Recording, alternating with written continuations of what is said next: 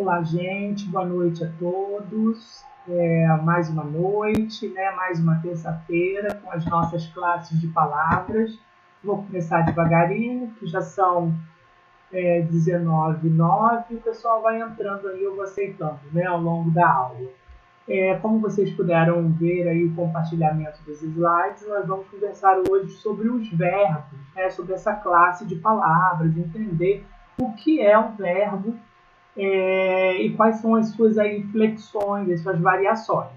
Primeiro, de todas as classes de palavras que a gente tem estudado, a gente sabe que algumas delas são variáveis e outras são invariáveis. E os verbos vão se enquadrar dentro dessa classe de palavras que são aí variáveis, né? E a gente precisa inicialmente entender o que é o verbo, o que é esse tipo de palavra, né? De forma bem simplória, a gente vai compreender o verbo como uma palavra que tem a capacidade de expressar aí uma circunstância de ação, de movimento, de estado ou de fenômeno da natureza. Então, se a gente fosse simplificar a definição de verbo, nós caracterizaríamos verbos como palavras que têm a capacidade de expressar ações, de expressar estados, de expressar fenômenos da natureza. Então, quando a gente diz que o rapaz correu no parque, a gente tem o verbo correu, a gente tem essa palavra que denota uma movimentação, que nos dá a ideia de uma ação. A gente tem, por exemplo, choveu muito ontem, um verbo, choveu, que tem a capacidade de expressar um fenômeno da natureza.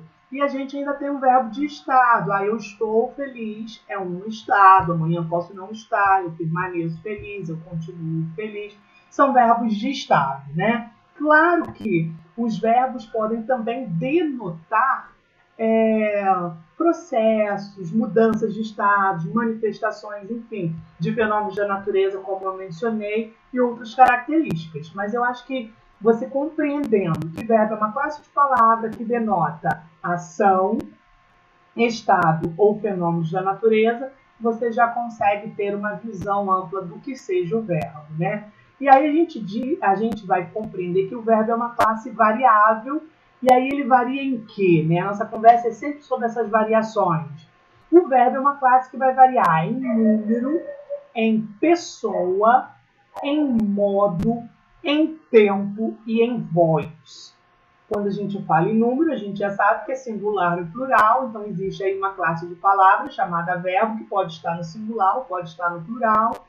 Pessoa, a gente já andou conversando que existem 3 pessoas, primeira pessoa, segunda pessoa e terceira pessoa, sendo que elas se dividem aí entre o singular e o plural. Então, na verdade, são 6 pessoas, né? Mas a classificação sempre entre primeira, segunda e terceira. Quando eu digo que o verbo varia em modo, o modo é uma maneira de agrupar os tempos verbais para que esses verbos, essas classes de palavras possam sofrer variações. E esses verbos vão mudar de acordo com o modo em que ele está inserido. E a gente sabe que existem 3 grandes modos, né? Que são indicativo, subjuntivo e imperativo. Então, esses 3 modos vão abarcar dentro de si alguns tempos. E aí, quando a gente fala de tempo, a gente sempre fala da perspectiva de onde nós estamos temporalmente. Onde estou temporalmente, compreendo como presente. A relação de um tempo passado, por mim, é compreendido como um tempo pretérito. E a relação de um tempo que virá após o momento que eu estou é reconhecido como um tempo futuro. Presente, passado, futuro. Então, se você vai pensar onde nós vamos colocar os verbos vão estar dentro de 3 modos: indicativo, subjuntivo e imperativo. E o que nós temos dentro desses modos? Dentro do modo imperativo e subjuntivo, nós temos os tempos. E dentro do imperativo, o imperativo não possui tempo, o imperativo ele possui formas, duas formas, afirmativa e negativa, ok? Então, eu preciso inicialmente compreender isso aí sobre a variação dos verbos. E aí a gente tem a palavra verbo, mas a gente também encontra a palavra locução verbal. Eu já conversei com vocês que todas as vezes que na língua portuguesa aparecer a palavra locução, a minha compreensão é que nós temos aí um conjunto de palavras e não apenas uma palavra. Quando eu digo verbo, verbo é apenas uma palavra. Mas quando eu digo locução verbal, eu estou me referindo a duas ou mais palavras, ok? E aí, as locuções verbais, como nós temos dois verbos, a gente precisa compreender que a conjugação dessa locução ela vai ser apenas para um dos verbos, o verbo que eu chamo de auxiliar. Então, eu preciso também compreender que uma locução verbal ela é compreendida por dois ou mais verbos, é um conjunto. E desses verbos, eu sempre vou ter um que é o auxiliar e um verbo que é o principal, aquele que dá o significado e o sentido para a oração onde ele esteja empregado, tá? Exemplo, quando eu digo as crianças estão brincando, note que eu tenho dois verbos, estão, é um verbo de estado, né? Mas quando ele está acrescido, né, acompanhado de um outro verbo que é o brincando, eu não tenho mais um verbo, eu tenho uma locução verbal que me dá uma ideia de ação. E aí, a gente tem esses dois verbos. Como eu classifico esses dois verbos dentro da locução verbal? O primeiro verbo, ele é um verbo chamado de verbo auxiliar. E o verbo que dá o sentido, que dá o significado para a oração, ele é reconhecido como um verbo principal. E aí, quais são os verbos auxiliares que nós encontramos na nossa língua, né? Ter, haver, ser, estar, ir, poder e dever. Esses são verbos que podem acompanhar outros verbos para estabelecer alguma ideia, ok? E aí, vamos pensar nas ideias que essas locuções trazem. Quando eu digo que as crianças estão brincando, o verbo estar mais o gerúndio dá uma ideia de uma ação que está em curso. Quando eu digo as crianças têm brincado, o verbo ter mais participio dá uma ideia de uma ação que as crianças têm feito constantemente. Não exatamente nesse momento, mas ao longo de um tempo aí para trás. As crianças vão brincar. Eu tenho o verbo ir e eu tenho o verbo brincar. Essa locução dá uma ideia de futuro. Então, quando a gente usa uma locução verbal, a gente tem que prestar atenção na ideia que essa locução está estabelecendo no contexto da frase. Você deve estudar. Quando eu uso o verbo dever mais um infinitivo, eu estou fazendo uma recomendação, uma orientação. Então, é muito importante eu saber olhar para as locuções e idealizar ou compreender quais são aquelas ideias que essa locução estão aí estabelecendo naquele contexto que ela está inserida, ok? E aí, como eu tenho mencionado para vocês, estão brincando, estar mais gerúndio, vão brincar, ir mais infinitivo, tem brincado, ter mais particípio. Eu quero conversar sobre infinitivo, sobre gerúndio e sobre o particípio. O que é isso, William? Isso são as formas nominais dos verbos.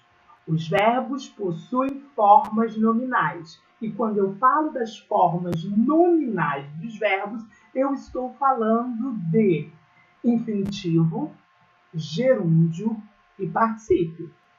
E uma locução verbal vai estar sempre acompanhada de uma forma verbal. Então, eu tenho um verbo principal, vai estar acompanhada de uma forma nominal, tá? Eu tenho sempre um verbo auxiliar, mais um verbo em uma forma nominal. Estão brincando. Estar é um verbo auxiliar e brincando é um verbo principal que está na forma nominal conhecida como gerúndio.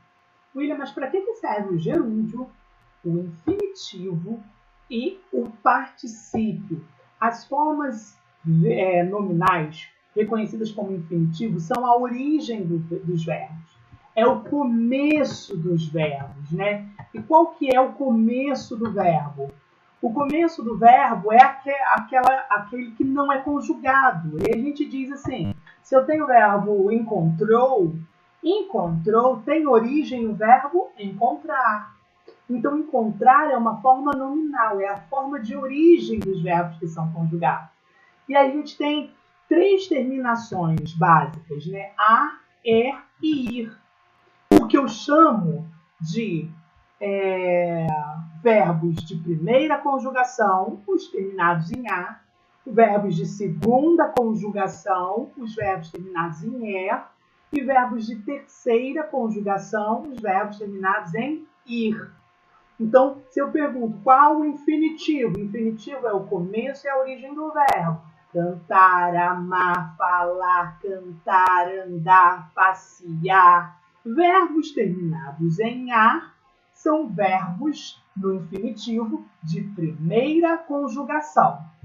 Verbos terminados em er, comer, perceber, vender, conceber, são verbos reconhecidos como verbos de segunda conjugação. Verbos terminados em ir, partir, afligir, fingir, mentir, são verbos de terceira conjugação. E talvez você me pergunte assim, e os verbos terminados em or? Por, repor, compor, contrapor, enfim. Verbos terminados em or são verbos de segunda conjugação. E por que são verbos de segunda conjugação? Porque o verbo por, em algum momento da história da língua portuguesa, já foi poer. Então, note que o verbo que eu chamo hoje no infinitivo de por, ele em algum momento já foi poer. Ele já terminou com er. Então, o verbo poer se encontrava na segunda conjugação.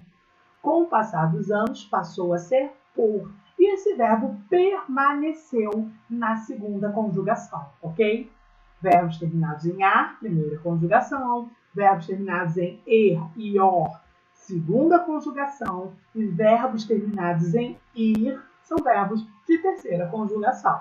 E aí a gente começa a pensar, repunha. Qual é a forma nominal infinitivo de repunha? Repor. Qual é a conjugação de repor? Segunda conjugação. Qual é a forma nominal infinitiva de tinha? A forma infinitiva de tinha é ter. E ter está em que conjugação? Verbos de segunda conjugação, ok? Ele é um verbo conjugado a partir da sua segunda conjugação.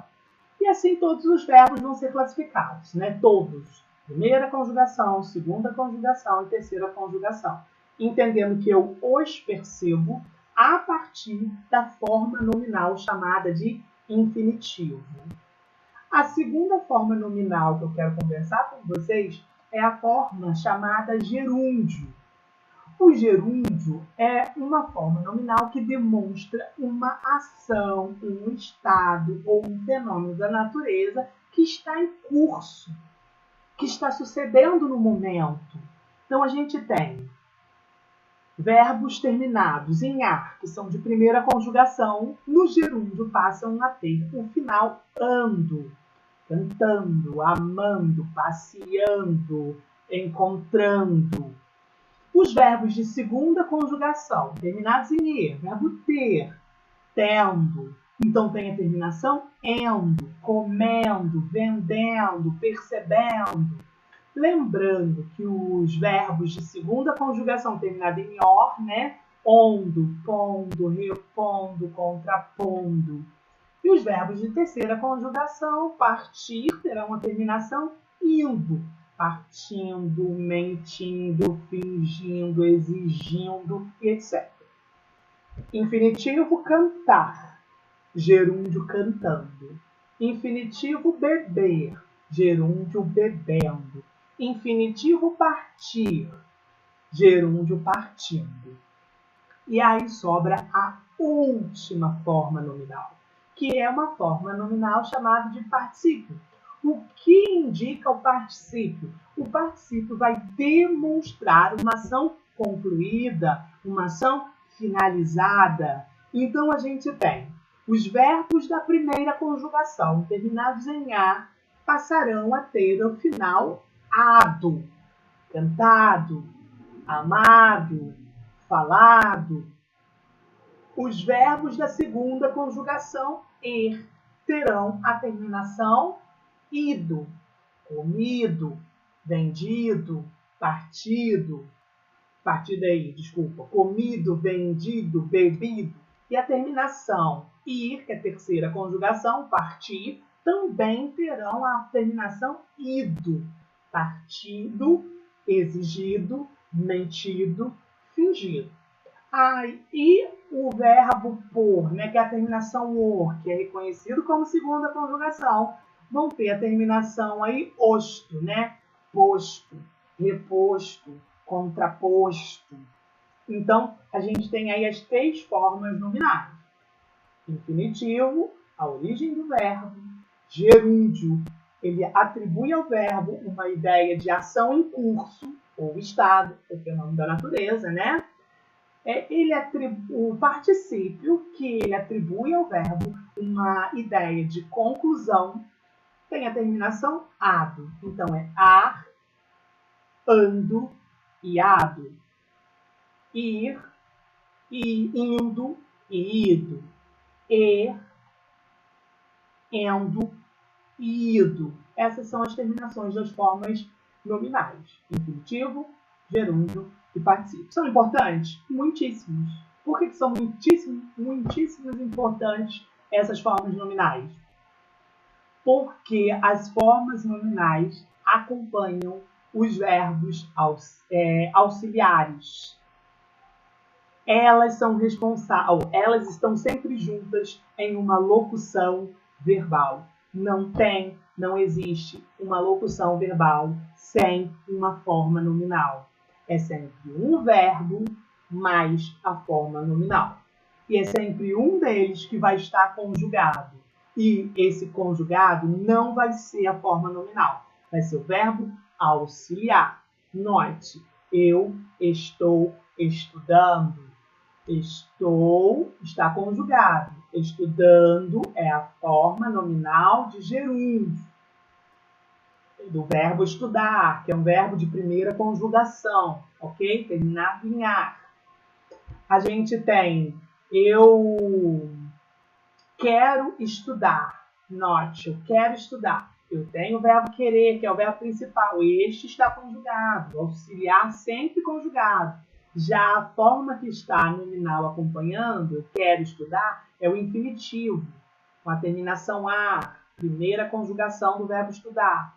E eu posso dizer que eu tenho estudado. Então, o verbo ter, ele já exige a forma nominal chamada de particípio, que é uma ação concluída de alguma forma. Eu tenho estudado, não só hoje, ontem, anteontem e daqui para trás. É uma coisa que eu tenho feito constantemente.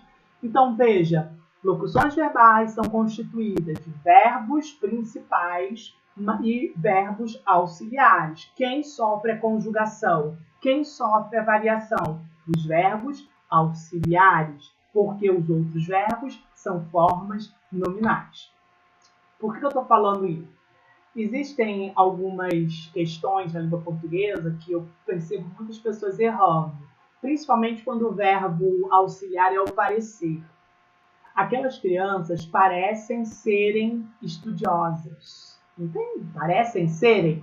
Essa mania que algumas pessoas têm de conjugar os dois verbos, parecem serem. Não. Quem vai ser conjugado é o auxiliar. Aquelas crianças parecem ser. Mas guarda essa locução verbal, parecer mais um verbo no infinitivo, eu posso fazer com que a variação seja nos dois, não ao mesmo tempo, não concomitantemente, mas de formas isoladas. Eu posso dizer que as crianças parecem estudar, ou posso dizer que as crianças parecem estudarem. Compreende isso, gente? Essa é uma exceção que vale um destaque, porque eu já vi muito disso cair em concurso público.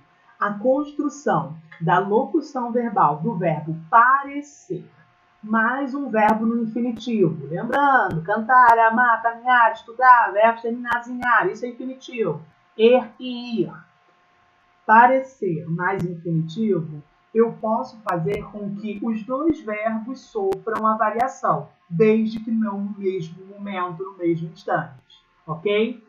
Meus alunos parecem, parecem entender. Vou mudar. Meus alunos parecem entenderem do que estou falando. Perceberam? Compreenderam isso, gente? Tem perguntas sobre isso até aqui? Então, destaca essa observação aí do parecer mais o infinitivo, que eu já vi em concurso, e sofre essa variação. O que não pode é os alunos parecem entenderem. Isso não pode. Eu não posso conjugar os dois verbos numa locução. Ok? Vou agora fazer um adendo no particípio, algo também muito regular de cair em concurso público. No particípio. Oi, pode perguntar.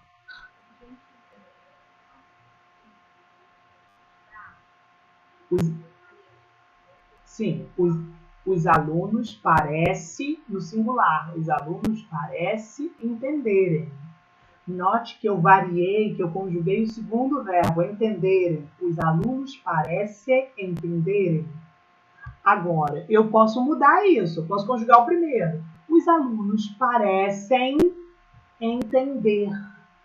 O que eu não posso é falar. Os alunos parecem entenderem. Colocar os dois verbos no plural, nesse caso. Então, ou você conjuga o verbo auxiliar e deixa o outro no infinitivo, normal, sem conjugar, ou você mantém o verbo parecer no singular e conjuga o segundo verbo. Parece entenderem. Parecem entender. Entendeu, Flávia? Ok? Mais alguma pergunta, gente? Eu vi ali no balãozinho, deixa eu ver aqui. Verbo infinitivo, mas é o quê? Sobre o que especificamente? Quer que eu repita? Que o verbo no infinitivo ele é a origem do verbo, ele é o começo, são verbos terminados em a, e ir, isso é verbo no infinitivo. Quando eu tenho uma construção de locução verbal de um verbo parecer, essa construção especificamente, tá, gente? Parecer mais o infinitivo, eu posso fazer a variação dos dois verbos, o que eu não posso fazer com os outros. Eu nem tenho como fazer, por exemplo, as crianças estão brincando. Eu só posso colocar o estão concordando com as crianças. Estão concordando. Entende? Estão brincando. Não tem como variar o brincando. Agora, quando eu faço essa construção de locução verbal com o verbo parecer, então eu tenho parecer mais um outro verbo no infinitivo. As crianças parecem brincar. Eu conjuguei o primeiro no plural, mas eu posso fazer com que o segundo fique no plural. As crianças parecem brincarem. Entendeu, Fabiana? Parece brincarem ou parecem brincar. O que eu não posso é conjugar os dois, eu não posso colocar os dois no plural. Ou você coloca um, ou você coloca o outro. Por que eu estou falando desse verbo? Porque esse verbo é uma exceção. Porque a regra é, em uma locução verbal, quem sofre a variação é o verbo auxiliar. É o primeiro. Estão brincando, vão brincar, querem brincar, tinham brincado. Note que eu sempre variei a primeira. Mas com parecer, eu posso deixar o parecer no singular e variar a segunda. As crianças parecem brincarem. O que vai fazer com que minha frase esteja correta? O brincarem. Agora, eu posso dizer que as crianças parecem, mas eu sou obrigado a manter o infinitivo, sem o plural. As crianças parecem brincar. Entendeu, Fabiana? Ok. E aí, gente, eu vou fazer mais um nada. Eu vou fazer mais um adendo ao particípio. Por quê?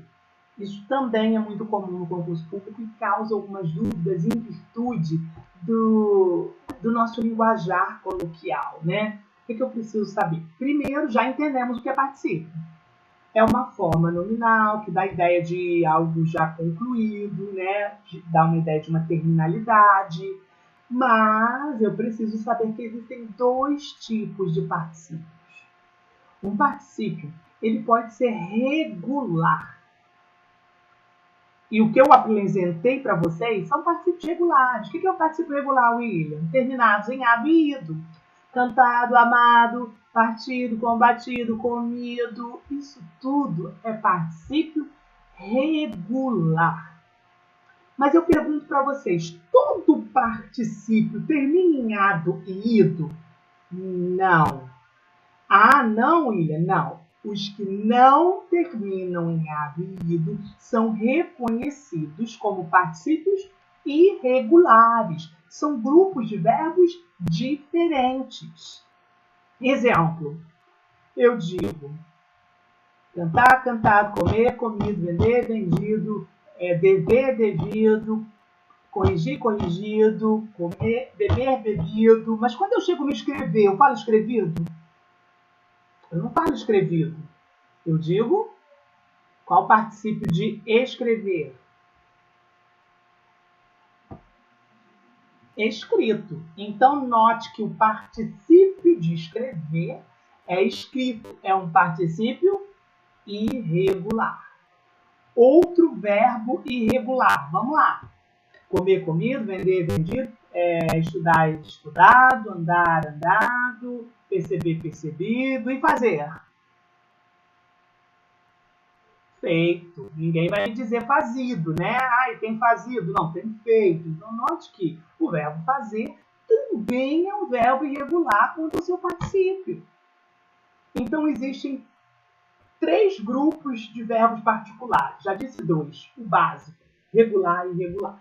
Regular segue a regra. Ado e ido. Isso é verbo regular no particípio. Irregular foge à regra. Não é com ado, não é com ido.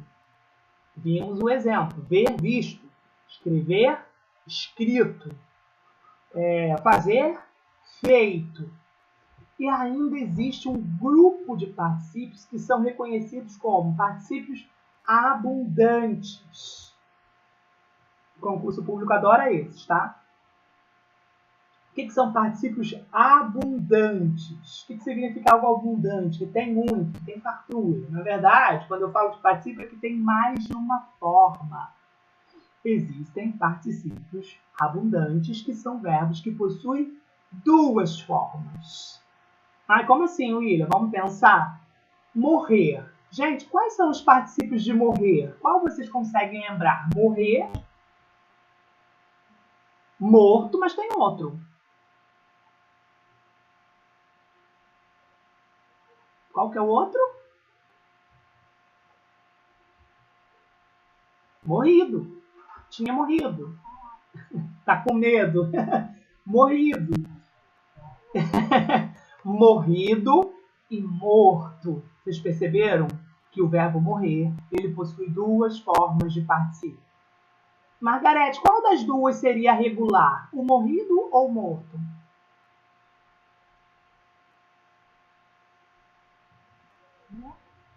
Lembrando que regular, vou voltar no regular. O que são verbos particípios regulares? Os que são terminados em ado e ido, que não fogem dessa regra. Cantado, amado, vendido, partido, decidido, emprestado. estudado. Show? Verbos terminados em ado e ido são considerados verbos regulares. Aí eu falei o que são verbos irregulares. São os verbos que fogem desse caminho, que não é ado nem ido. Visto, escrito, feito. E agora eu estou no abundante. Abundante particípio abundante é aquele que possui mais de uma forma. Morrer, que é o verbo morrer. Eu tenho morrido e eu tenho morto. E a minha pergunta foi, qual desses dois é a forma regular? O morrido, a terminação ido, né? Ado e ido regular. Então, o que é o particípio abundante? É aquele que possui duas formas, uma regular e a outra que eu chamo de abundante. Qual é a forma que está abundando, que está sobrando, que é a mais? Morrido é regular, morto é a forma abundante. Entenderam? Então, para eu chamar um particípio de particípio abundante, eu sei que este particípio possui duas formas, uma regular e a outra abundante. Outro exemplo. Gente, qual particípio de limpar?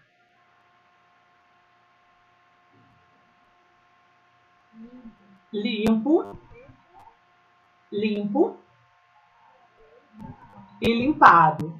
Limpo e limpado. Eu tenho duas formas, limpado e limpo. Qual é a forma regular? Limpado. E o limpo é a forma abundante.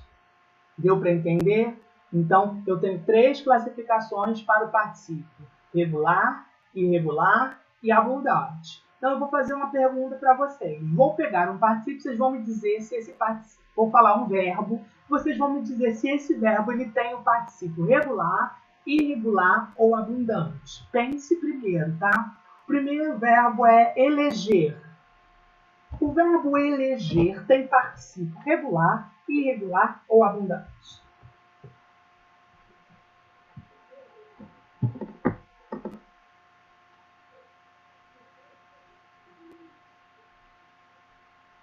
O que vocês acham? Eleger, qual é a forma que você achou irregular de eleger? Mas tem outra forma. Qual é a outra forma? Tem eleito e elegido. A gente tem duas formas. Então, veja, eleger, elegido, eleito. Qual que é a forma regular? Elegido. Qual que é a forma abundante? Eleito, tá? Outro verbo que eu vou dizer para vocês. Benzer. Benzer é regular, é irregular ou é abundante?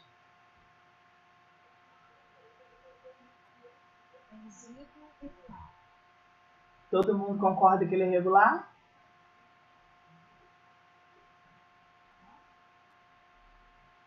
Não. O verbo regular ele é abundante. Ele tem duas formas. Uma vocês falaram, benzido. Qual é a outra? Mas é que quase ninguém sabe isso. Isso aí é difícil mesmo. Eu estou falando de propósito, vocês anotarem e estudarem. Qual é o particípio abundante de benzer? Alguém sabe? Benzido ou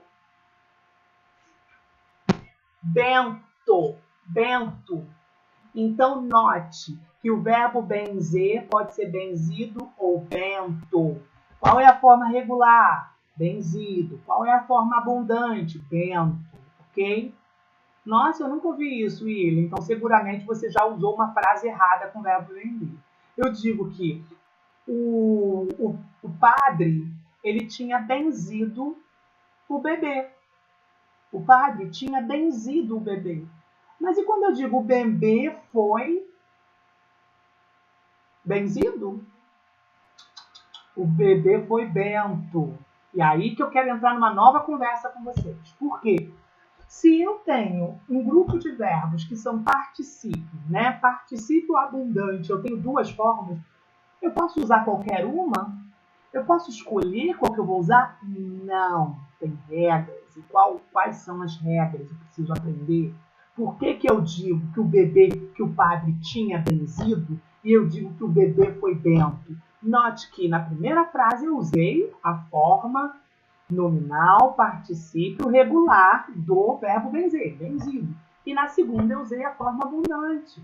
Aprendam que quando eu tenho uma locução verbal, vou escrever isso. Quando eu tenho uma locução verbal cujos verbos auxiliares são o verbo ter e o verbo haver, eu só posso usar a forma regular do particípio. Lembrando que a forma regular é terminada em ado e ido. Quando eu tenho os verbos ser e estar como verbos auxiliares, eu só posso usar a forma abundante do particípio. Lembrando que essa é a segunda forma que a gente está treinando aí, né? Então, preste atenção nas minhas frases do padre. O padre tinha. Eu usei o verbo auxiliar ter. Então, eu só posso usar agora a forma regular. Tinha benzido. Mas quando eu passo a utilizar o bebê foi é do verbo ser. O bebê foi bento. Ou o bebê estava bento. Lá em cima também eu poderia ter dito que o padre havia benzido. Ter e haver, ado, ido. Ser e estar, a forma abundante. Quer ver uma coisa que eu vejo as pessoas errando? Ai, o meu time tinha ganho. Meu time tinha ganho já a partida. Meu time tinha ganho. Tá correto, gente?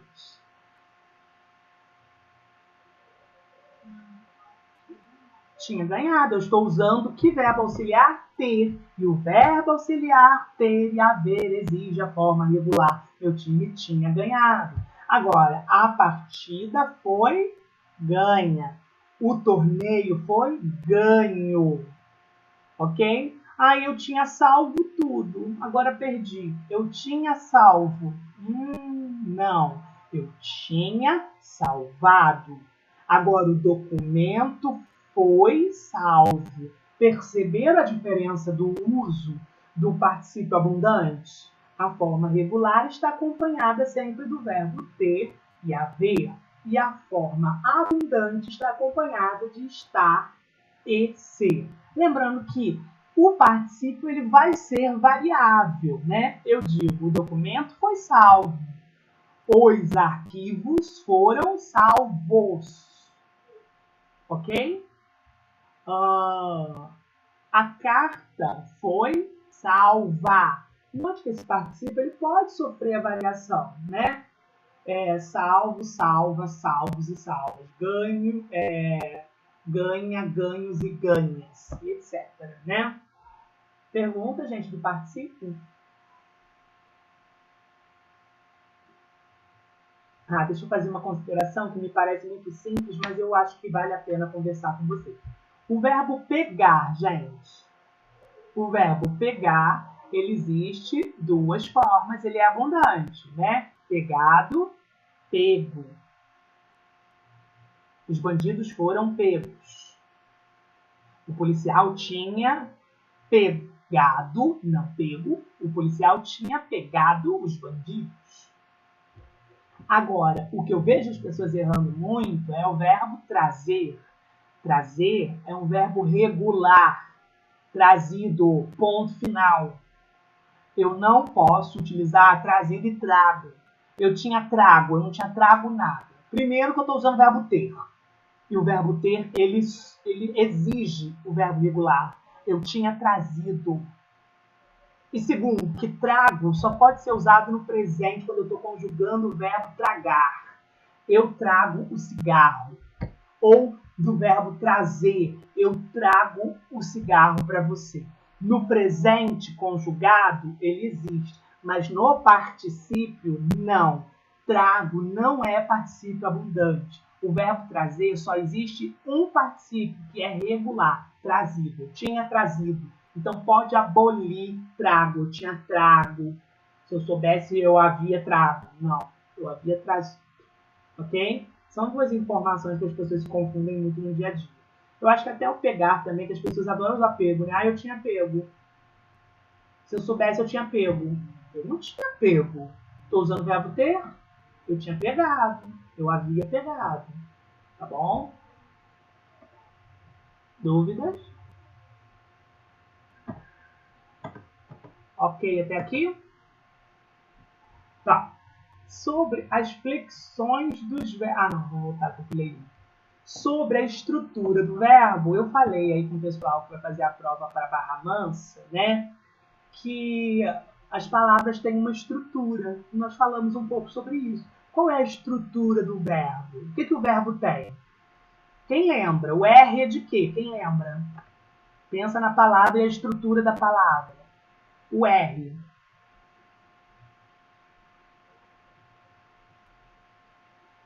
Que é o trabalho, até o H, né? Radical, muito bem. Então veja que o verbo, a estrutura de um verbo, ela começa pelo radical, passa pela vogal temática, ela vai para a desinência modo temporal e vai para a desinência número pessoal, que são as variações do verbo, lembra? O verbo varia em modo, tempo. Ele varia em número e pessoa. E como que eu sei disso? Eu sei pelas desinências. Desinências são os finaizinhos das palavras. A classe nominal também tem desinências, só que é de gênero e de número. As classes verbais, elas têm desinências de modo, de tempo, de número e de pessoa. E aí vamos lá. O que é raiz? Lembra o que é radical? Radical é a parte imutável da palavra que permanece em toda a classe em toda a família de palavras. Então eu tenho o verbo trabalhar. Eu posso dizer trabalhar, posso dizer trabalho, posso dizer trabalhei, trabalhava, não é? Note que a parte essencial da palavra que não muda é até o H. Em qualquer conjugação verbal do verbo trabalhar, você vai ter que ir até o H, porque essa é a raiz, essa é a essência da palavra. Depois eu tenho uma vogal temática. Qual é a vogal temática? Como eu descubro a vogal temática? A vogal temática é aquela que faz parte do verbo no infinitivo. Cantar. Qual a vogal temática? A. Comer. Qual a vogal temática? E. Partir. Qual a vogal temática? Ir. Então, se eu tenho aqui trabalhássemos, a vogal temática é o A. E aí eu não sei se vocês vão lembrar que o verbo também possui na sua estrutura o tema. Vocês lembram o que é o tema? Que eu não coloquei aqui, mas o que é o tema? Muito bem. Então, eu descobri o radical e descobri a vogal temática, eu descobri o tema. Qual é o tema desse verbo? Trabalha. Radical, trabalhe, até o H. Vogal temática, A. Tema, trabalha. Ok? E aí nós vamos adiante. O próximo pedacinho do verbo é aquele pedacinho que indica o modo e o tempo em que aquele verbo está conjugado. Por exemplo, trabalhassem. Alguém sabe em que modo e tempo está conjugado trabalhassem?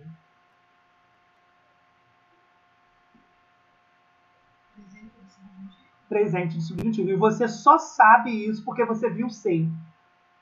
Esse ser, ele é a essência desse tempo e desse modo.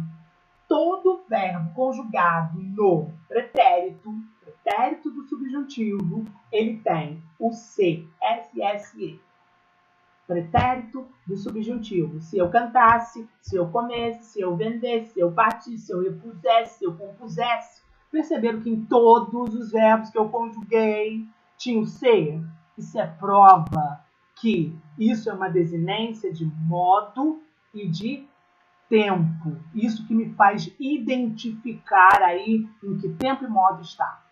Agora, continua, vai além, tem mais um pedacinho. E o sem, o N, né? O N é a desinência de número e pessoa. Ele me mostra que pessoa é essa?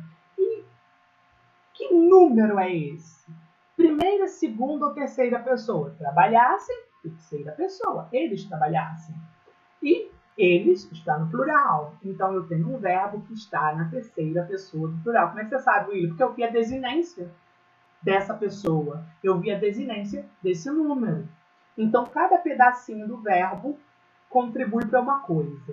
Mas, quando eu falo de conjugação verbal, o mais importante para mim é a desinência do modo e do tempo, que é aquela partícula que é a essência do tempo. Vamos fazer um teste para ver como é vocês estão de verbo. Se eu penso em futuro do pretérito do indicativo, qual pedacinho do futuro do pretérito do indicativo que mostra que é esse tempo e que é esse modo?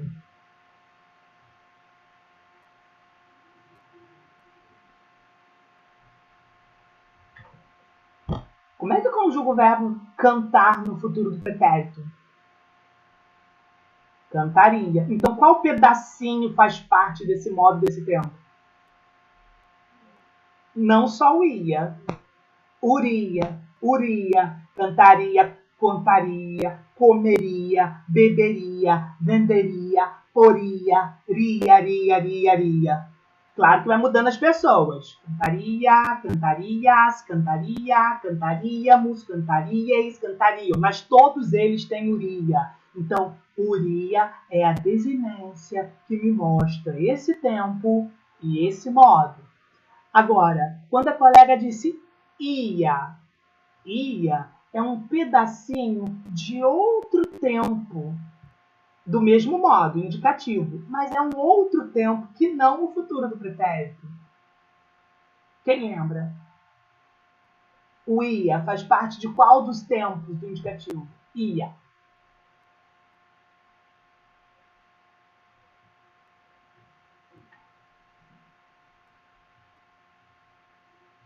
Comia, bebia, vendia, partia. Pretérito imperfeito. Vocês perceberam? Qual é a desinência do pretérito imperfeito? Desinência, modo e tempo do ia. Qual é a desinência, modo e tempo do futuro do pretérito? Ria. Entenderam que cada tempo tem sua partícula, a sua essência, o seu pedacinho que mostra isso. E mais pro finalzinho, eu descubro a pessoa. Tá? Então, quando eu falo bebíamos. Qual é a desinência de modo e tempo? Bebíamos. Do pretérito imperfeito, que a gente acabou de falar. Qual é a desinência de modo e tempo do bebíamos? O ia. E qual é a desinência de número e pessoa? Mos. Muito bem, sobrou. Então, identificou a desinência que mostra o tempo e o modo, o restante é que me mostra a pessoa e o número. Ok? E aí tá as flexões que nós já falamos, né? Singular, plural, pessoa. Antes de eu falar do modo e do tempo, alguém aqui tem dúvida sobre o que é número e o que é pessoa de um verbo? Não? Ok. Então, a gente tem aí também o modo e o tempo. O que eu quero conversar com vocês? Primeiro, entender o que é o modo. Para que os modos servem? Por que os tempos estão dentro de modos diferentes? Por que eu não tenho um modo só? Por quê? Cada modo indica uma coisa. E essa coisa precisa ser entendida por mim. Por exemplo, quando eu digo que são 3 modos, indicativo, subjuntivo e imperativo, eu tenho que saber que cada um desses expressa algo. Por exemplo, o modo indicativo, o que ele indica? O modo indicativo, ele indica ações ou estados ou fenômenos da natureza certos. Quando eu trabalho com o modo indicativo, eu trabalho com certeza. Coisas que eu realmente sei do que estou falando no presente. Eu tenho certeza do passado e eu tenho certeza do futuro. Eu trabalho com certezas. O modo indicativo expressa certezas. Mas, como toda boa regra tem uma exceção, eu também preciso entender que dentro do indicativo tem alguns tempos, 6 tempos. Quais tempos? Presente, pretérito, perfeito, pretérito, imperfeito, pretérito, mais que perfeito, futuro do presente e futuro do pretérito. Então, dentro do indicativo que demonstra certeza, eu tenho 6 tempos. Mas eu estou dizendo para vocês que desses 6 tempos, apenas um deles é a ovelha negra. Ou seja, não expressa certeza. É o único que vai expressar probabilidade, hipóteses, fatos incertos. Alguém sabe qual é o único tempo verbal do indicativo responsável por essa quebra de certeza? É o futuro do pretérito. O futuro do pretérito é o único tempo verbal que vai expressar hipótese, possibilidade, dentro desse modo e entre todos esses verbos, ok? Então vamos pensar que se eu tenho 6 tempos e todos eles expressam certeza com relação ao presente, passado e futuro, e com uma exceção no futuro do pretérito que expressa incerteza, vamos começar a entender esses tempos, né? Bom, primeiro eu vou falar sobre um tempo presente. O tempo presente é aquele que indica um fato do momento em que nós estamos, o momento da fala, o momento em que o fato se sucede, ou perdura, né? Ou continua acontecendo. Um vento frio sopra lá fora, agora. Eu estudo aqui, agora. Paulo lê um livro hoje, agora. Então, o presente, eu acho que é tranquilo, expressa uma ação do momento, do fato em que se é enunciado. E aí, quando eu vou para o passado, presente, passado, futuro, eu vou para o passado, eu percebo que o indicativo ele tem 3 passados. Um é perfeito, o outro é imperfeito e o outro mais que perfeito. E aí eu preciso entender, mas por que 3 passados, gente? Existem 3 ideias de passados diferentes? Sim. Um passado perfeito já diz o nome. Ele é perfeito. É uma ação ou um estado, um fenômeno da natureza totalmente finalizado lá no passado. E não tem nada a ver com o presente. Veja, Cristina comprou um CD, ponto final, já comprou, está comprado. É um pretérito perfeito. Colombo descobriu a América, descobriu, está descoberto. Ponto. É um passado perfeito. Pretérito perfeito trata-se de fatos totalmente concluídos no passado. Por isso, ele é perfeito. Mas eu também tenho um pretérito que é imperfeito. O que seria esse pretérito imperfeito? O pretérito imperfeito pode nos transmitir 3 ideias.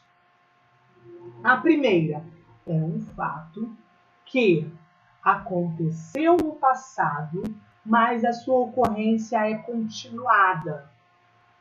Para facilitar, são ações, estados, fenômenos da natureza que indicam uma ação habitual no passado. É um passado que não aconteceu uma vez e ponto final. É um passado que aconteceu durante algum tempo. Então eu disse assim, eu estudava muito. Note que quando eu falo que eu estudava muito, não é a mesma coisa que estudei. Estudei algo pontual. Agora, estudava me dá uma ideia de constância, de hábito. Então, eu estudava todos os dias, eu estudava de manhã, tarde e noite, eu estudava todas as segundas-feiras. Tem que haver uma frequência, tem que haver um hábito. Pretérito imperfeito é um pretérito de hábitos do passado. ações que tinham uma continuidade. Ela não é pontual. Pretérito perfeito é uma ação passada pontual. Eu comprei, pronto. Eu comprava. Se eu comprava, não foi só uma vez só, não foi pontual. Eu comprava. É algo que tinha uma constância. Eu comprava sempre, eu comprava quantas vezes por semana, eu comprava quantas vezes por ano. Foi uma ação que tinha uma continuidade. Ok? E aí eu disse 3, né? Continuidade, hábitos. E a terceira, o pretérito imperfeito é usado para fazer descrições também no passado. Se você quer descrever algo lá no passado, você recorre ao pretérito imperfeito. Quando eu era pequeno, eu tinha o cabelo assim, eu era magro, eu morava numa casa assim, a minha casa era azul, minha casa tinha muitas janelas. Estão entendendo? Quando eu faço uma descrição no passado, eu recorro ao pretérito imperfeito. Pretérito perfeito, ação pontual. Pretérito imperfeito, ação contínua. Ação pontual. Ação descritiva no passado. Já o pretérito mais que perfeito, que nós até utilizamos a forma composta, mas não sabemos muitas vezes utilizar a forma verbal,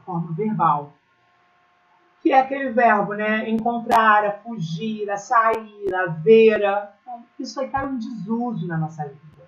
Dificilmente você vai encontrar alguém dizendo estivera, vira, fora, encontrara. Porque a gente não fala assim. Por exemplo, se eu soubesse que ela viria, eu tinha ficado em casa. A gente fala isso, né? Eu tinha ficado. Se eu soubesse, eu tinha ficado em casa. Isso é comum. Mas o que eu quero que vocês saibam que esse tinha ficado, ou seja, verbo ter, mais particípio regular, tinha ficado, ou verbo haver, mais particípio regular, havia ficado, ele equivale à forma verbal do pretérito mais que perfeito, ficara. Eu posso dizer ficara, mas eu também posso dizer tinha ficado, que é o que a gente usa mais. Então vocês estão percebendo que nós usamos o pretérito mais que perfeito e às vezes nem percebemos? Poxa, filho, se você tivesse falado, eu tinha feito os exercícios. Eu tinha feito. Isso é pretérito mais que perfeito. Só que eu estou usando a forma da locução verbal. Eu estou usando uma forma composta. Lembrando que essa palavra também já falei para vocês. Tudo que é composto na língua portuguesa é mais que um. Então, a forma composta de fizera é tinha feito. Então, quando eu falo, William, eu tinha feito os exercícios, se você tivesse falado. Você poderia dizer também, William, se você tivesse falado, eu fizera os exercícios, ok? Então, note que ter e haver mais particípio equivalem ao pretérito mais que perfeito. Então, eu posso dizer saíra ou tinha saído, encontrara ou tinha encontrado, só para vocês se situarem. Agora, quando nós usamos aí o pretérito mais que perfeito? O pretérito mais que perfeito é uma ação passada. Lógico, é pretérito, mas é uma ação passada que sempre acontece antes, anterior a outra ação passada. William, confundiu tudo. Um passado antes do passado?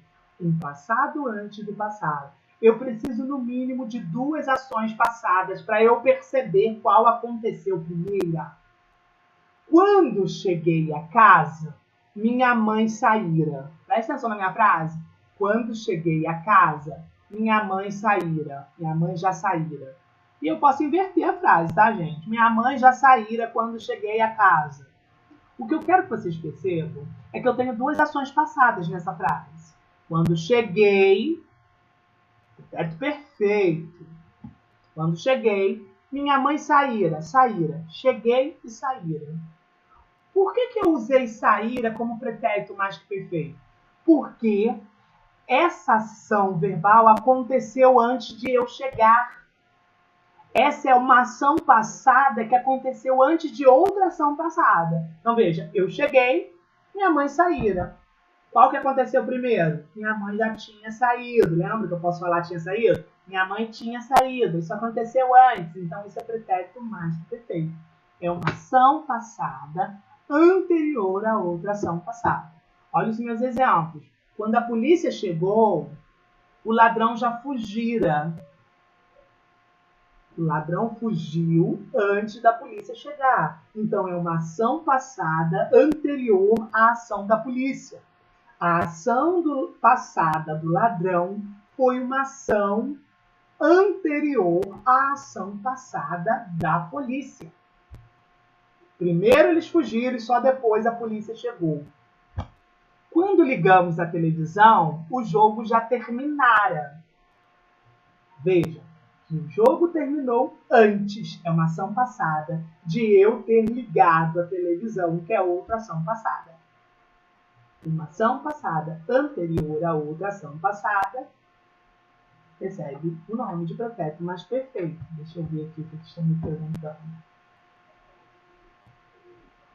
Como cabe isso tudo nessa...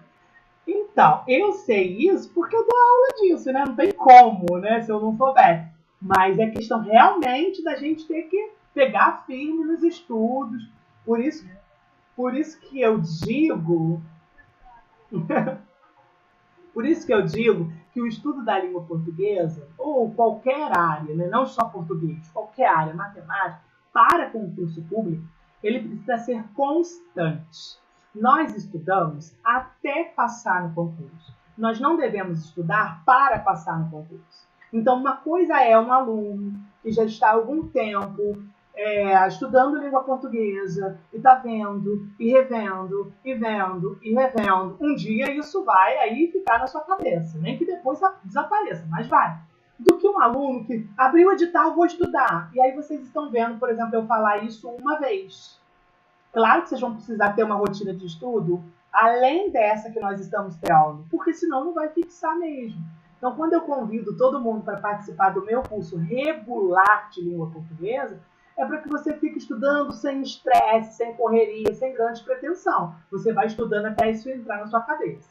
Eu posso até usar posso até perguntar, por exemplo, para Vera. A Vera, por exemplo, a Vera já estava estudando no curso regular antes de eu começar o processo para Barra Mansa, né, Vera? Vera, você está me ouvindo? A Vera já estava estudando. E aí, em algum momento, eu entrei com um projeto e eu repeti matérias. Vera, qual foi o seu olhar depois de ver a mesma matéria 2 vezes, né? Ou seja, você viu de novo. Fez a diferença? Vera, você consegue falar ou não? Sim, a Vera, tá aí.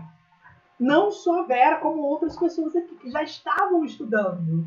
E aí acabou que eu tive que voltar um pouco matéria, repetir matéria, e essas pessoas viram 2 vezes a mesma coisa. Então o olhar já é diferente, a fixação já é diferente. Então é muito importante manter essa rotina de estudos, né? Eu não sei a pretensão de cada um, mas se você pretende, eu quero passar no concurso público, vai fazer o de Barra Mansa, se Deus quiser vai dar boa, mas se não der boa, ou se você quiser outra vaga pública, você precisa continuar mantendo os estudos. Não pode perder isso que você já adquiriu.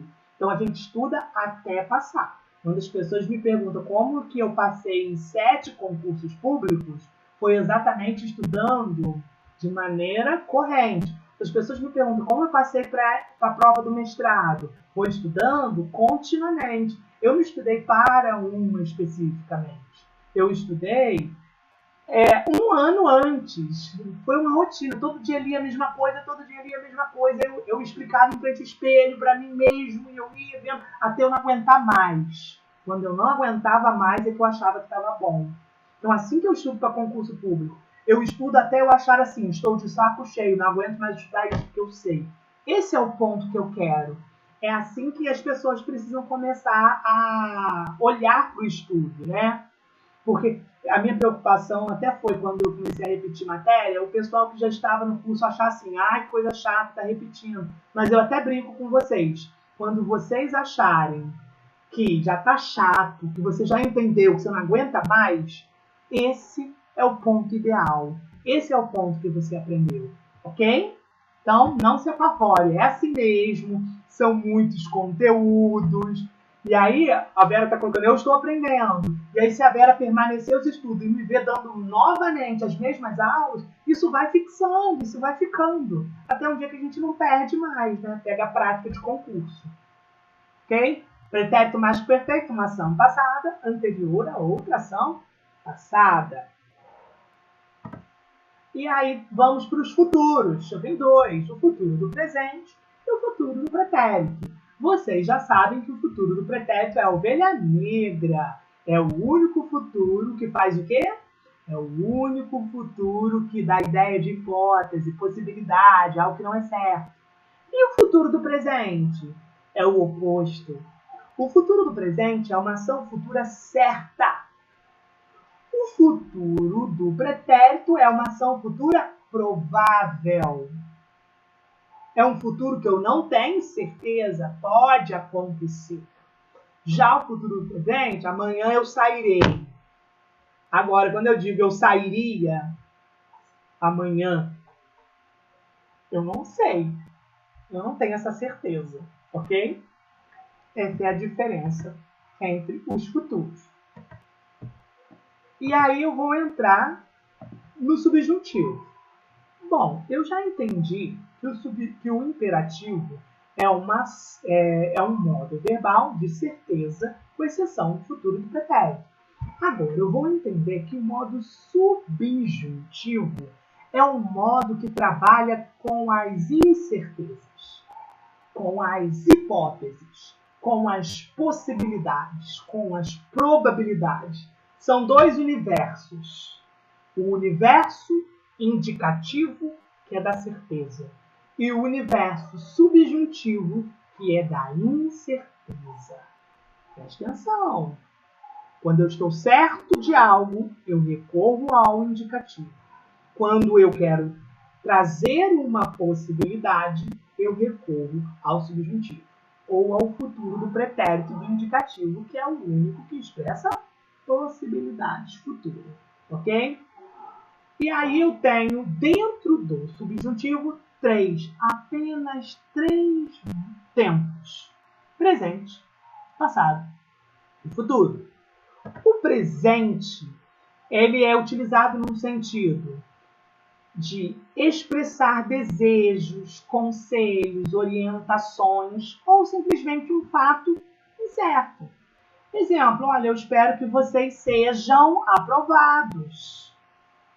Eu espero que vocês sejam aprovados. Isso é presente, ok. É o que eu desejo para vocês. Eu estou expressando esse desejo com o subjuntivo. Gente, por que eu usei o subjuntivo? Por que eu não posso falar assim, eu espero que vocês são aprovados? Por que eu tenho que dizer, eu espero que vocês sejam aprovados?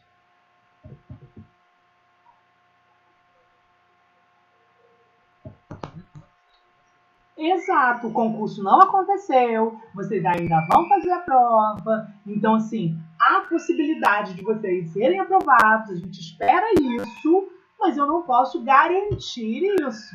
Então, note que esse meu desejo foi expressado com o presente do subjuntivo, porque o subjuntivo expressa probabilidade. E o pretérito imperfeito do subjuntivo? Ele vai expressar a mesma coisa que o pretérito do indicativo. Aquela continuidade, algo contínuo no passado, é a mesma coisa. Com qual diferença? Lá eu falo de certezas. Aqui eu falo de incertezas. A falta de dinheiro não permitia que ele estudasse. Note que não faltou dinheiro só uma vez.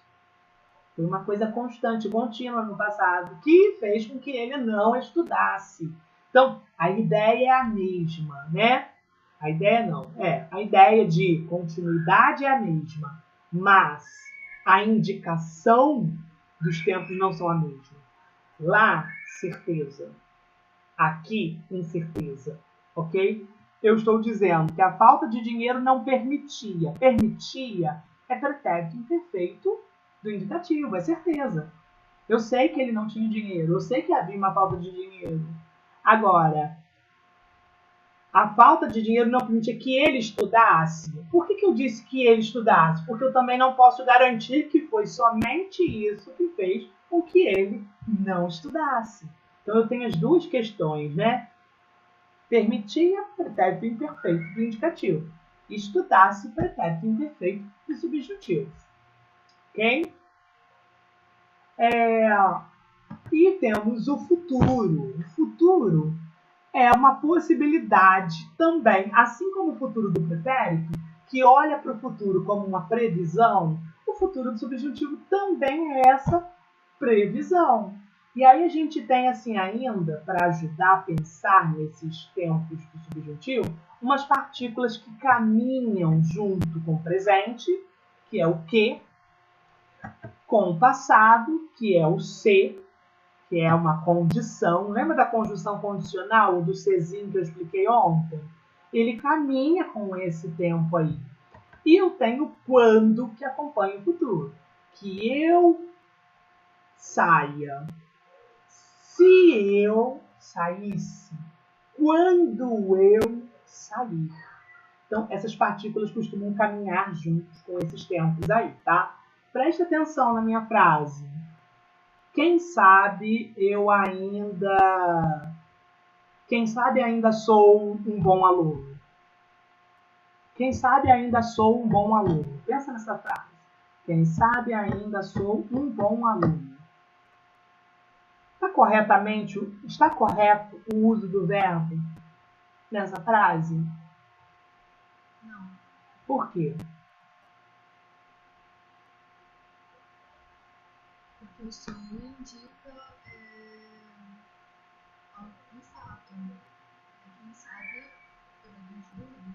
Isso aí, nós temos duas questões, né? Quem sabe é uma expressão que já mostra que essa é uma oração de dúvida.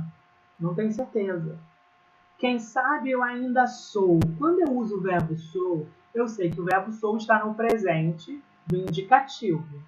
Presente do indicativo expressa certeza. Uma expressão de certeza com o verbo sou não combina com uma expressão de quem sabe.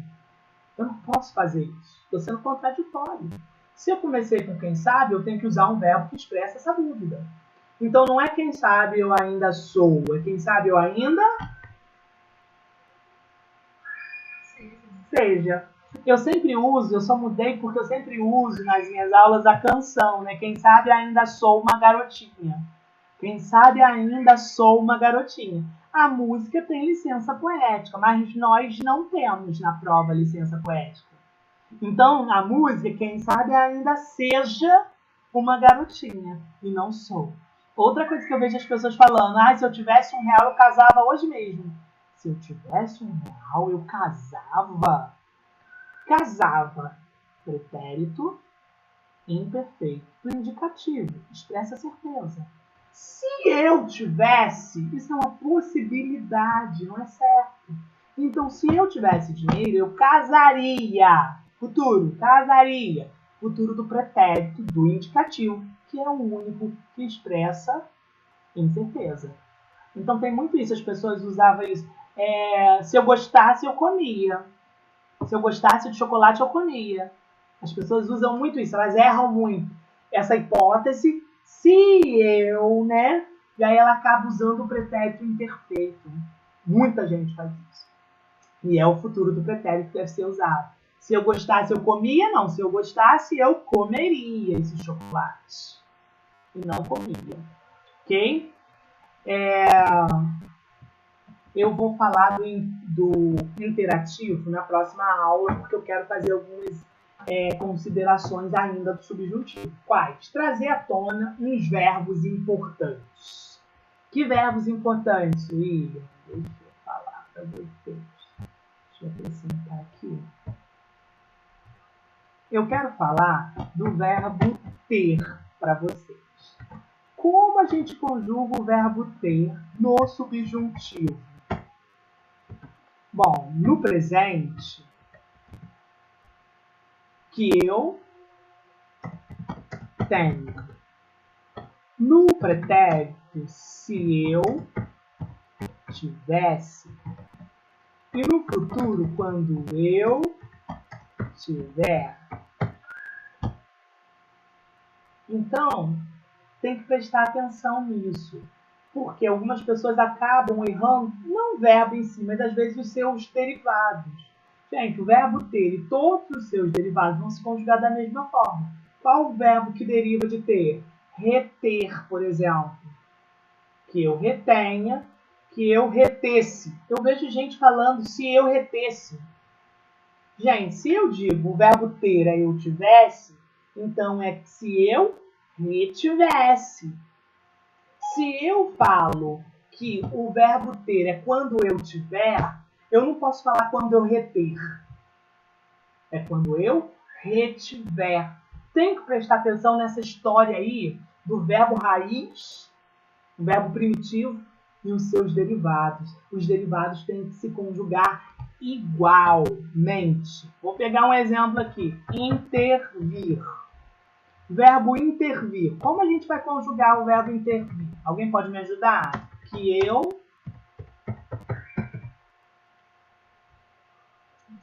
intervenha.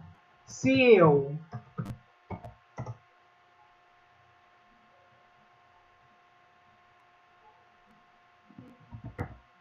vamos lá, ótimo. Vou colocar intervir e vou conversar com você. Não estou falando que está certo ou errado, não. Intervir. E vamos para o último. Quando eu intervir. Ótimo. Tá. Gente, o verbo intervir, ele advém de que verbo? Não. Olha o finalzinho. Do verbo, não. Intervir. Intervir, não termina com vir, ele vem de vir, verbo vir. Agora vamos conjugar o verbo vir, que eu venha. Vamos lá, gente. Amanhã, aliás, se eu, verbo vir. Se eu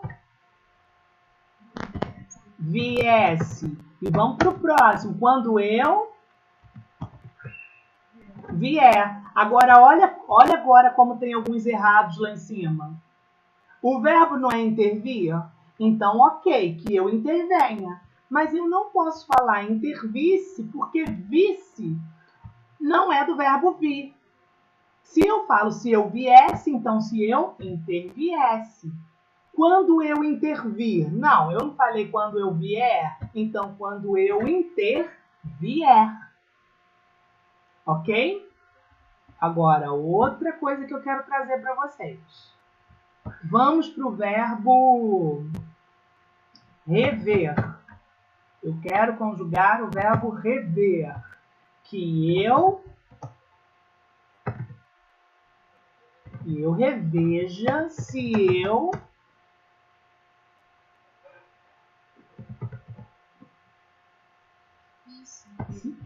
revisse e quando eu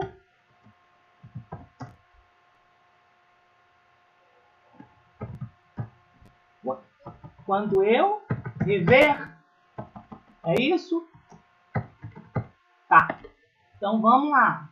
Agora eu quero. O rever vem de que verbo, gente?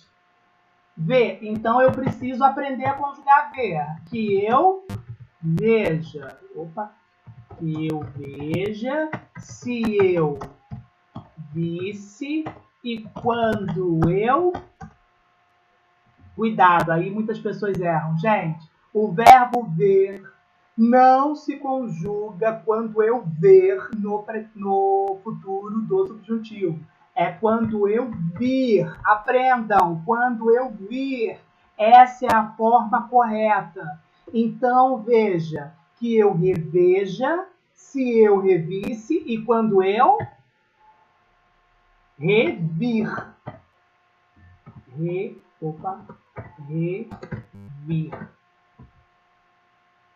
Isso causa dúvida porque vocês precisam aprender a conjugar dois verbos importantes. Que dois verbos são esses? Primeiro, o verbo ver e depois o verbo vir, que são parecidos. Olha só, que eu veja, que eu venha. Lá embaixo. Se eu visse, se eu viesse. Quando eu vier, e aqui, quando eu vir. Olha lá a confusão que pode causar. Tá vendo que o vir ali do... Eita, ok. Se, quando eu vir e quando eu vier. Tá vendo a confusão? Que inclusive até eu na hora de escrever me confundi. O verbo ver no futuro é vir. E aí as pessoas pensam no verbo vir, mas não é vir de ver. E aí eu tenho que pensar em todos os verbos que vêm de ver. Antever, que eu anteveja. Se eu antevisse e quando eu antevir. Agora vamos para o verbo vir, né? Já falei do intervir. Vamos pensar no verbo que tem o vir aí. Previr. Previr. Que eu prevenha, que se eu previesse e quando eu previer. Diferente do prever, né? Que eu preveja. Vera, tem que falar para mim. Você que está sem microfone. Você me falar qual é a dúvida. Está sem microfone? Bom, primeiro, Vera, tem que aprender isso que está nessa tela aí agora. Você entendeu que eu estou conjugando no subjuntivo. Que eu veja é presente. Se eu visse é pretérito. E quando eu vi é futuro. Agora eu vou para o vir. Que eu venha, se eu viesse, quando eu vier. Aqui está bonitinho o verbo conjugado no modo subjuntivo. Por que eu disse que tem que aprender isso? Para aprender a conjugar os que vêm dele. Para não falar errado, por exemplo, assim, olha, se eu intervir, se eu intervisse.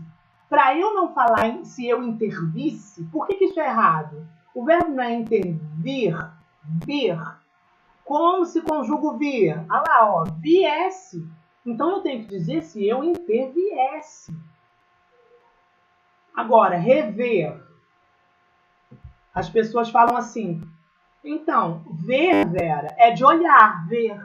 E vir é para você vir na minha casa. Vem à minha casa. Esse é o verbo vir.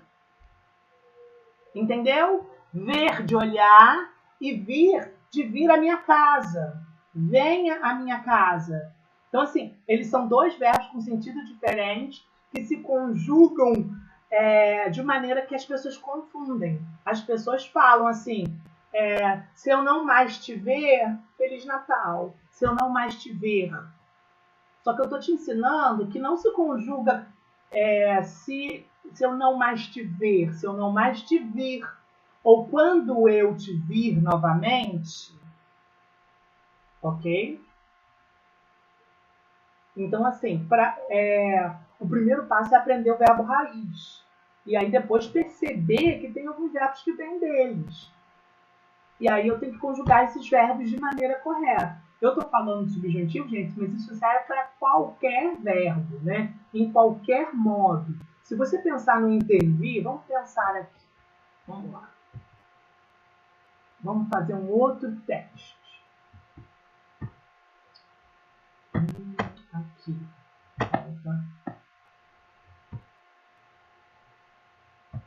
Eu quero o verbo vir, já que eu estou nele, verbo vir, não, intervir, já que falamos dele, conjugado no pretérito perfeito, intervir. Como se conjuga o verbo intervir no pretérito perfeito, aquele passado que já acabou. Ontem eu...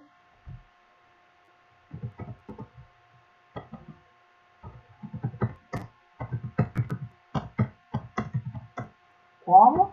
Ninguém? Ai, William, tá difícil. Tá, então vamos conjugar primeiro o verbo vir. Como se conjuga o verbo vir no pretérito perfeito? Ontem eu não vim à aula. E tu não vieste. E ele não veio. E nós não viemos. E vós não viestes. E eles não vieram. Conjuguei para vocês o verbo vir no pretérito perfeito do indicativo. Agora vocês já são capazes de conjugar para mim o verbo intervir. Eu intervim. E tu intervieste. Agora presta atenção nesse. E ele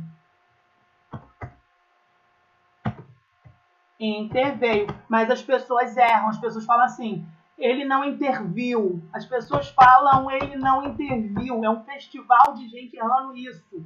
Eu não posso falar viu, porque viu é de que verbo, gente? É do verbo ver. O verbo não é interver. O verbo é intervir. Então eu tenho que conjugar como verbo vir. Se no verbo vir eu falo ele veio, eu tenho que dizer que ele interveio. Eu não posso falar ele interviu, porque viu é do verbo ver. Ok? E aí vocês continuam, interveio. E nós? E aí nós interviemos. As pessoas falam o quê? As pessoas falam o quê? As pessoas falam intervimos. Ai, nós não intervimos ontem. Não, não é nós não intervimos. É do verbo ver. Vimos é do verbo ver. Eu estou falando do verbo vir. O verbo vir é viemos. Então, interviemos, interviestes, intervieram. Não posso falar que os rapazes não interviram. Os rapazes não intervieram. É muito importante saber a origem do verbo. Se você sabe conjugar a origem do verbo, você sabe conjugar o verbo. Tem que prestar atenção. Intervir tem vir. Então se conjuga como vir. Eu estou usando esses dois exemplos porque são número 1 de cair em concurso público. Ver e vir, que confunde a cabeça de geral. Então tem que estudar o ver e o vir e saber direitinho como se conjuga em cada tempo. Por quê? Porque quando você vir o intervir, olha eu usando o verbo correto. Quando você vir o verbo intervir, você vai saber conjugar. E a partir de hoje, ninguém falando quando eu vir. O verbo ver. É assim que se conjuga. Ok. Perguntinhas? Hoje eu cansei. Verbo é cansativo. E aí, gente, não tem maneira. Você tem que treinar até pro caderninho, vai conjugar verbo, tem que saber as terminações, as desinências.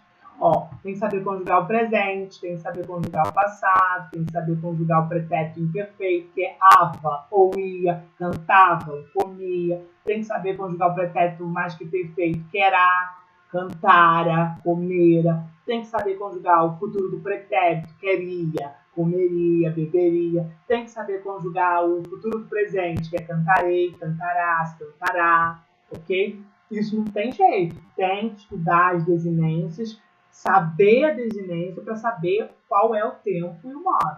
Porque enquanto você não souber quais são as desinências de cada tempo, eu vou te fazer a pergunta. O verbo fez. Fez está em que tempo verbal? Se eu digo, gente, o verbo faria. Se eu falar o verbo tinha, eu falar o verbo estava, eu posso falar o verbo que for. Se você não souber a desinência de cada tempo, você não vai saber classificar o verbo para mim. Eu sei que o vá é pretérito imperfeito. Então, estava, cantava, amava, passeava, tudo isso é pretérito imperfeito. Porque eu já aprendi que a desinência do pretérito imperfeito do indicativo é vá para os verbos terminados em a e ia para os verbos terminados em e e ir. Comia, vendia, partia. E aí não tem maneira, né? A gente tem que realmente gravar, sentar e estudar. Fazer bastante exercício, conjugar verbo, Eu, como professor, né, as pessoas costumam dizer que eu sou um pouco cruel com as crianças, porque eu tenho caderninho de verbo. Toda turma que eu, toda turma que eu dou aula, independentemente do ano de escolaridade em que a criança esteja, ela vai ter o caderninho de verbo e ela vai conjugar aquele método bem tradicional. Até ela falar, eu não aguento mais, ótimo, é isso que eu quero. Você tem que saber conjugar os verbos. Foi assim que eu aprendi na minha época, e isso é algo do tradicional que eu trago, né? Nem tudo a gente pode trazer, mas isso eu não abro mão, conjugar verbo. É assim que a gente aprende, ok? Perguntinhas? Falei pelos cotovelos, outros.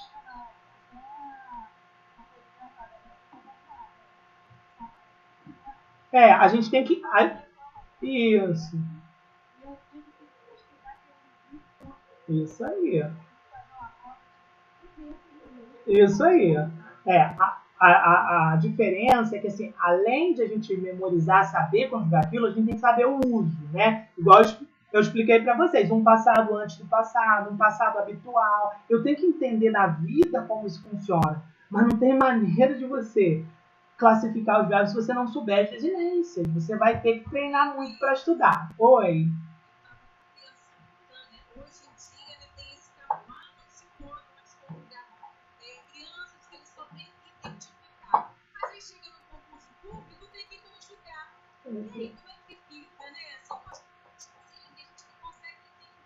Exato, mas assim, eu não abro mão, por exemplo, disso, né? Por mais que a pedagogia diz que não pode, é assim que os meus alunos têm aprendido. E os pais têm aprovado também, né? Eu tenho um caderninho de verbo e toda aula eu passo o verbo para casa e eu começo a aula corrigindo o verbo.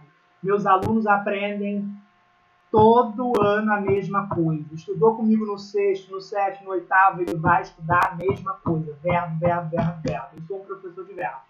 Porque depois, chega na nossa idade, a gente não sabe classificar os verbos. Então, é uma coisa que a gente precisa fazer, né? Eu tive bons professores, professores tradicionais que me fizeram conjugar muito verbo, fazia campeonato de verbo na sala de aula, que a gente tinha que estudar aquilo tudo, e eu cresci sabendo conjugar verbo, sabe? Um ou outro verbo que eu tenho dificuldade, mas eu sempre fui muito bom em verbo, por quê? Porque tinha essa prática de fazer exercício, ok, gente? Então, peguem firme com os verbinhos aí, tá? Gente, abraço, até a aula de amanhã. Bom estar com vocês e desculpa passar um pouco o tempo da aula, tá?